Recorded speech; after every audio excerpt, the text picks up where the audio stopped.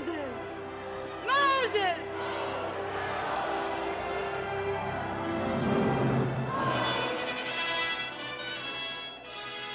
Listen, Mammoth. Listen. The trumpets tell all the world he's come back. Hear them. And all their shouts are drowned by the beating of my heart.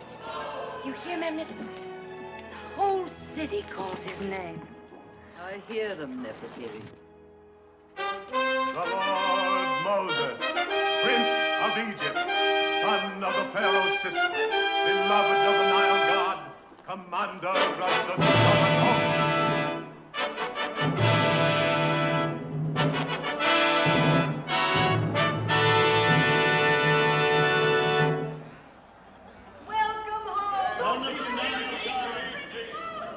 The blessings of the god Amun-Ra be upon you, great prince. He has brought down the pride of Ethiopia. He has set his The old windbag. He has raised Egypt to its I agree with it. May your name be exalted on earth, O conqueror, even as the sun is exalted in the heavens.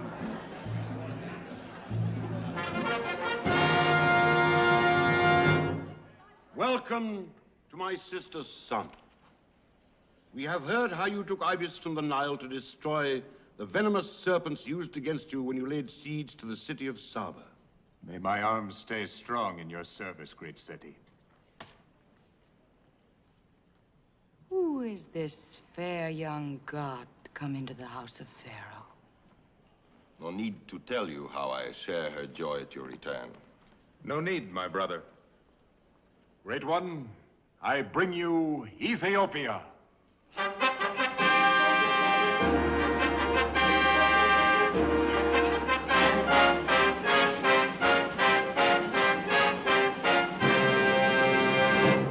Command them to kneel before Pharaoh. Command what you have conquered, my brother. I bring the Ethiopian king and his sister in friendship, as an ally to guard our southern gates. My son has dealt wisely with you, Ethiopia. Welcome as a friend. Great king, I will ask but one favor of your friendship. This green stone from our mountains, that I may give it to your prince of Egypt, for he is kind as well as wise. It is pleasing to the gods to see a man honored by his enemies. And such a beautiful enemy. See to their comfort.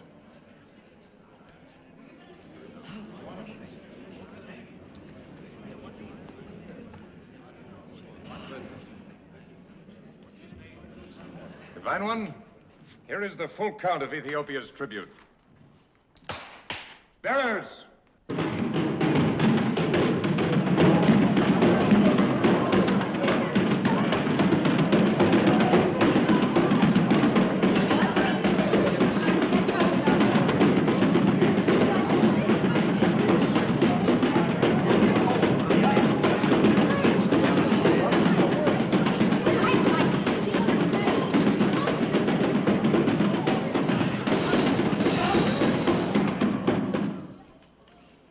Sending down the Nile 20 full barges of such wealth as you see here. Logs of ebony and trees of myrrh, all for your new treasure city. A handsome tribute indeed, Moses. Unfortunately, I have no new treasure city. And you will have none. The stiff-necked slaves die more willingly than bend their backs in your service. Why? They believe a deliverer has come to lead them from their bondage. Deliverer? Deliverer? He has been foretold by every falling star since my father's time. And now you make him an excuse for your failure to build my city. I'm not one to make excuses. If you doubt me, let Moses build the city. No, no. He's just trying to keep Moses away from your city. Or you, perhaps. I think our roosters would crow more softly on another roof. Stand before me, both of you.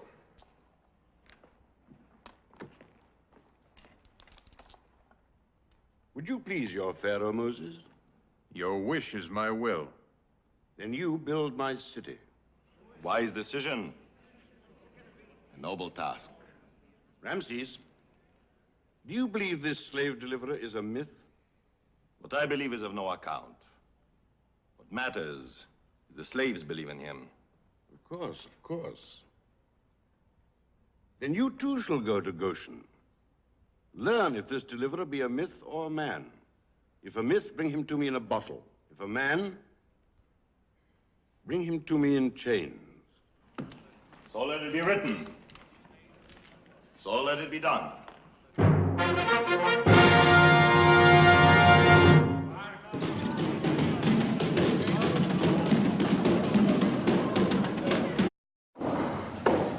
In early versions of the Old Testament, there's a passage on Moses introducing his Moorish or Ethiopian wife to his sister Miriam and his brother Aaron. Miriam and Aaron do not accept Moses' black bride and are punished for that by God. Art historian Elizabeth McGrath shows that Jordaan's painting refers to this biblical passage. Normally Moses, there are pictures, many pictures of Moses, and he's pointing to the Ten Commandments which he's holding. But here, by contrast, they're in complete darkness. My first impression was that Moses is inviting us to look behind him, not at his tablets of the law, but to look behind at the person he's shielding and protecting. Her expression is very interesting. She's both slightly amused but also bemused by this, by what's happening. She's slightly annoyed as well she should be. It seems like he's doing something which is very modern and liberal, and something which is almost incredible in a painting of the 17th century, that he's asking us to accept his Ethiopian wife. That's what the picture's about. It's a unique subject. In fact, there is no other painting of this particular subject known in the history of art. Moses' wife is known in the Bible as Zepporra. She's usually portrayed as a European woman, but in early Christian sources, Moses had another wife, an Ethiopian. Moses' bigamy didn't suit the church. In later translations of the Bible, Moses' two wives were merged into one, Zepporra. The black wife disappeared into the background.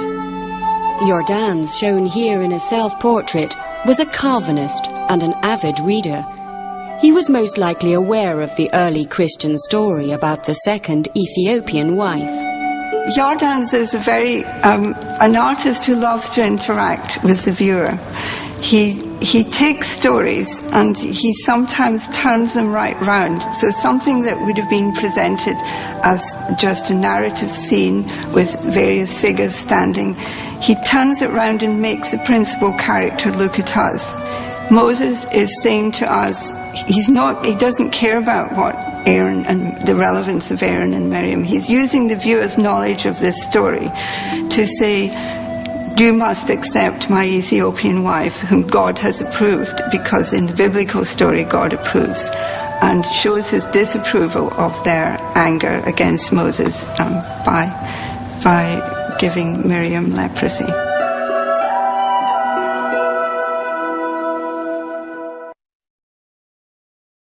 Chapter 12, Miriam and Aaron, they speak against Moses.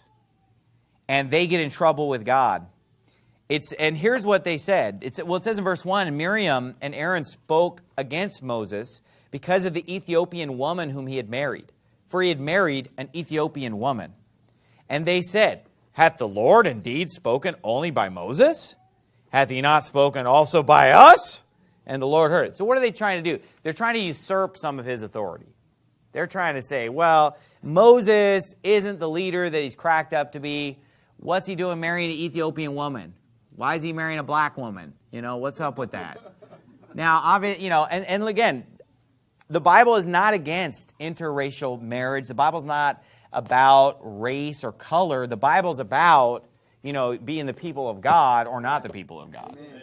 So there's no evidence that Moses did anything wrong here. Presumably, his other wife has passed away. There's no record of when she died. But I'm assuming that his other wife passed away, and so he's marrying a new wife. He, for whatever reason, wants to marry this Ethiopian woman. That's what he does. And God doesn't condemn it. God doesn't say anything about it. There doesn't seem to be anything wrong here. Now, I've heard the white supremacist types try to say, well, that wasn't really an Ethiopian woman. Well, the Bible says it was. Right. So how can you sit there and explain this away? But they say, well, it was just a Israelite woman that was born in Ethiopia. Well, then it wouldn't call her an Ethiopian. She's obviously an Ethiopian woman. And plus, if she was just an Israelite woman living in Ethiopia, why does family get so mad about it? They obviously, whatever the reason, they're offended by something about this woman. And the Bible doesn't just randomly tell us she's Ethiopian unless that's what offended them. The fact that she's an Ethiopian, because it says that because of the Ethiopian woman whom he had married. So it gives us that fact, and then it even repeats it. For he had married an Ethiopian woman. Hey, did I mention you married an Ethiopian? So then it's like, oh man, that must matter. Okay. Now, Ethiopians today, they're not that black today. Okay. I've been to Ethiopia, all right, on a layover twice. I've never, so I've been to the airport in Ethiopia. Well, look, when I was on the airplane flying to Ethiopia on Ethiopian Airlines, I thought that all the stewardesses were all sisters because they looked so similar to one another. I thought, is this a group of sisters that all work together as stewardesses because they looked... But then I got to the airport in Ethiopia and I saw that's what Ethiopian people look like. They all have a certain look to them, right? And they don't just look like a typical black person that you would see in America, or they don't look the same as people you would see in Botswana or other parts of Africa or Nigeria. They have a very distinct look, okay, the Ethiopian people. And so, I saw hundreds of Ethiopian people on those flights, and I realized, okay, this is what Ethiopians look like. And they're not very dark at all. They're actually pretty light skinned. But in the Bible acts like they're pretty dark because it talks about the Ethiopian changing the color of his skin. So it's referring to the Ethiopians being black people in the Bible. But nowadays, by African standards, they're pretty light skinned. Now here's why.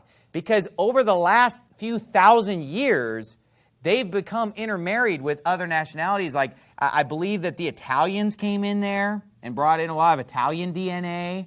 Also, the Arabs have been through there. There's been a lot of Islamic influence through there. So that's just a great lesson, how the ethnicity of a people can kind of change over time. The Ethiopians a few thousand years ago were black, whereas now they've become lightened up in their color. I think that's pretty obvious from... The truth of the matter is, you can read about this in Numbers chapter 12, God never did tell Moses not to marry an Ethiopian woman. Moses married an Ethiopian woman because he loved her, and God didn't have a problem with it. Moses' sister, Miriam, had a problem with it, but as you read chapter 12 of Numbers, that wasn't the real problem. It was an excuse that she made up. The real issue was that she wanted to be equal in leadership with Moses, and God gave her leprosy because of her coming against Moses. Now Moses prayed to God, asked God to relent, and he healed her of that leprosy. But the issue had nothing to do with the marriage of an Ethiopian woman and Moses. It had everything to do with Moses' sister being jealous of Moses. Well, those are my thoughts. And remember, because of Jesus, life is good today.